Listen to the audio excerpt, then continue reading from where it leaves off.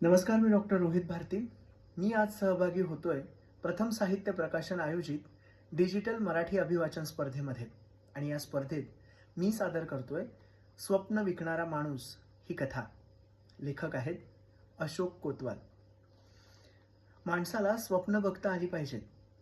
नुसतीच बघता आली पाहिजेत असं नाही, तर ती पूर्ण कशी होतील याचा विचार करता आला पाहिजे. असं आपणच नाही, तर आपल्यापेक्षा श्रेष्ठ असे सगळेच लोक म्हणत असतात. आता स्वप्न ही निर्माण करावी लागतात, किती उत्पन्न होतात हे आपल्याला माहीत नाही. स्वप्नांविषयी लोक काय काय बोलतात. कुणी कुणी तर स्वप्नांना भलतंच तुच्छ लेखतात. भलती जलती स्वप्न पाहू नकोस असा सल्लाही देतात. माझं तर म्हणणं असं आहे, ज्याला स्वप्न बघता येत नाही तो माणूसच नाही. जे स्वप्न आपल्याला समृद्ध करतं ते बघण्यासाठी संवेदनशील मन असावं लागतं. ज्यांच्याकडे असं तीव्र संवेदनशील मन असतं ती माणसं आपल्या स्वप्नपूर्तीसाठी वाटेल ते करतात. इतरांपासून आपल्याला वेगळं करतात. स्वतः काहीतरी आदर्श बनून ते वावरतात. नाही तर इतरांचा आदर्श तरी बनतात.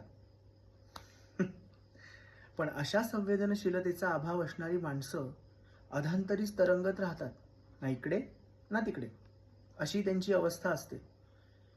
लोक तिलाच स्वप्नाळू वृत्ती असं म्हणत असावेत. बिना ध्यास ही बिना धडपडीशिवाय असलेली ही स्वप्नाळू वृत्ती तशी घातकच नाही का?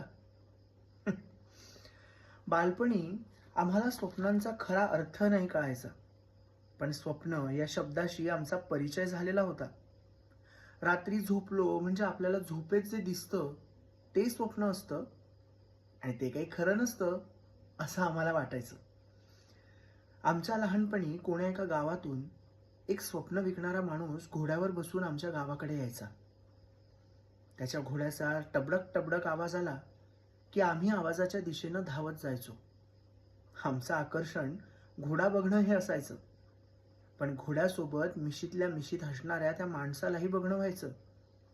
तलम रेशमी धोतर, त्यावर तसाच जरीचा सैलसर कुडता, डोक्याला लाल पांढरा फेटा, डोळ्यांवर चष्मा, पायात चांबडी बूट, गव्हाळ रंगाचा झुपकेदार मिशा असणारा हा माणूस होताही तसाच धिप्पाड. या स्वप्न विकणाऱ्या माणसाची आम्हाला गंमतच वाटायची, शिवाय कुतूहल पण वाटायचं. त्यानं घोड्याच्या पाठीवर ठेवलेल्या मखमली कापडातल्या गाठोड्याकडे आम्ही कुतूहलानं बघायचो. हा माणूस आमच्या गावच्या पिंपळाच्या पारावर थांबायचा. पारावर असलेल्या लोखंडी कडीला आपला घोडा बांधायचा आणि घोड्याच्या पाठीवर आणलेलं मखमली कापडातलं गाठोडं जवळ घेऊन चांबडी पिशवीतलं पाणी घटाघटा प्यायचा.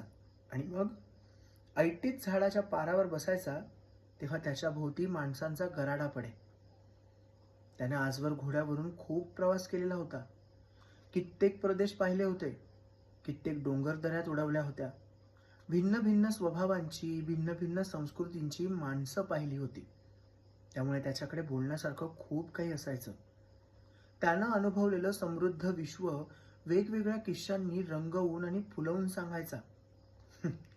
लोक त्याच्या गप्पांमध्ये स्वतःला विसरून जायचे. त्याचं ते भलतंच दिलखी बडबडणं आणि स्वप्नात धुंद गुंगवणं लोकांना भारी आवडायचं. ऐकताना लोकांची मती कुंठित व्हायची, पण आपण ऐकतोय ते खरंय की खोटं या संभ्रमात ते पडायचे. ऐकताना लोक तल्लीन होऊन जायचे. त्याच्या त्या अनुभवी बोलातून लोकांना निरनिराळ्या प्रांतांची, रीतिरिवाजांची माहिती व्हायची.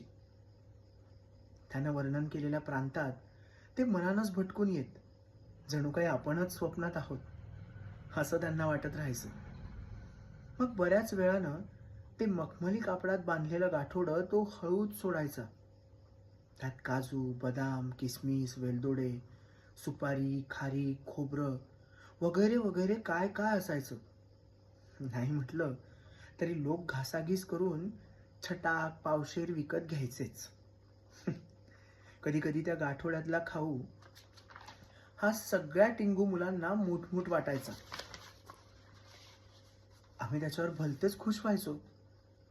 तो निघून गेल्यावर मग लोक म्हणत, हा बडबड्या आला की आपल्या तरतरी पेरून जातो. त्याच्या बोलण्यानं जगाची ओळख झाल्यासारखं वाटतं.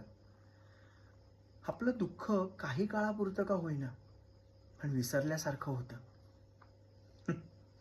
गोड गोड बोलून तो जसं त्यांचं स्वप्नच आपल्या डोळ्यात उतरवून जातो. पुढे मग लोक त्याला सपनिक्या म्हणू लागले. त्यालाही त्याचं काहीच वाटेना. तोही मग गमतीनं सपन घ्या सपन म्हणतच गावात शिरायचा आणि लोकांना रिझवून सुकामेवा विकायचा. काय झालं कळलंच नाही. पण अचानक सपन विक्या गावात यायचा बंद झाला. आम्ही रोज त्याची आतुरतेने वाट पाहायचो, पण तो यायचाच नाही. कधीतरी त्याचा विषय निघायचा आणि गावातले सगळे लोक त्याच्याविषयी भरभरून बोलायचे. महिने, वर्ष उलटून गेली. एके दिवशी अचानक एक तरुण गावात आला. गावातल्या पारावर बसला. गावातील पारावर बसलेले लोक त्याच्याकडे टकामका पाहू लागले. तो तरुण सपान विक्यासारखाच दिसत होता. तोच चेहरा, तीच अंगकाठी, जणू सपन विक्याच गावात आला होता. आम्ही सगळी मुलं पाराजवळ जमलो. आमच्या गावातल्या सगळ्यांना त्यांनी जशी भुरळच घातली होती आणि गावातल्या सगळ्यात वृद्ध तात्यांनी त्याला विचारलं, कोण र बाबा तू, कुठून आलास? तो म्हणाला, मी तुमच्या सपन विक्याचा मुलगा. गुडघेदुखीच्या त्रासामुळे बाबा बऱ्याच वर्षांपासून गावोगावी जाऊ शकत नाहीत. पण खरं सांगू का, गावात जाणं, तिथल्या लोकांना एकत्र जमवणं, त्यांच्याशी बोलण्यासाठी सुकामेवा विकणं, हे केवळ बाबांचं एक निमित्त होतं. त्यातून त्यांना खूप आनंद मिळत असे. आपले अनुभव, आपल्या जवळचं ज्ञान इतरांना सांगावं, दुसऱ्यांना आनंद द्यावा, असं माझ्या वडिलांचं स्वप्न होतं. लोकांची सेवा करण्याचा त्यांचा हा मार्ग मला खूप खूप आवडला. नुकतंच माझं वैद्यकीय शिक्षण पूर्ण झालंय.